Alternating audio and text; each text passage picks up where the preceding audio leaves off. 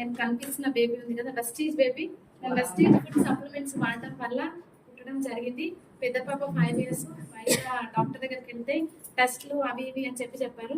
నేనంతా వినకుండా నా ఆర్గనైజేషన్ ఒక మేడంకి ఇచ్చినప్పుడు వాళ్ళకి రిజల్ట్ ఉంది అని చెప్పి నేను వాడిన వితిన్ 3 months లో నేను కన్సీవ్ అవ్వడం జరిగింది. సో కనిపిస్తున్న బేబీ వెస్టీజ్ బేబీ. మీరు ఇప్పుడు అంటున్నారు కదా, అంటే వాడొచ్చా లేదా ఏవి అని. నేను ప్రెగ్నెన్సీ కన్ఫర్మ్ అయినప్పటి నుంచి కూడా ఐరన్, ఫోలిక్, కాల్షియము అన్ని ఇవి.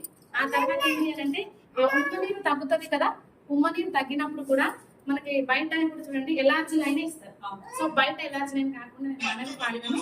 సో అవి వాడటం వల్ల నాకు మంచి రిజల్ట్ ఉంది. ఆ తర్వాత డెలివరీ అయిన తర్వాత కూడా బయట ఇస్తారు కదా, ఆ డెలివరీ అయిన డే రోజు కాల్షియం, ఐరన్, ఆ రోజు కూడా మన వెస్టీజ్ లో వాడిన ఐరన్ ఫోలిక్.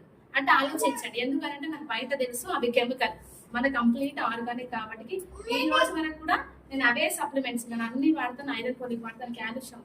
ఈ మధ్య బ్యాక్ పెయిన్ వస్తుంది కాబట్టి ఏమంటారు కొల్లాజిన్, ఎలార్జిన్ అని కూడా వాడుతున్నాను. ప్రతి ఒక్కరికి ఇప్పుడు కూడా స్టిల్ ఫీడింగ్ ఇస్తున్నాను. అంటే ఏమవుతుందా, సో ఏం కాదు. ఎవ్వరు కూడా భయపడకుండా ఫస్ట్ మనం నమ్మకంతో వాడితే మంచి రిజల్ట్ వస్తుంది.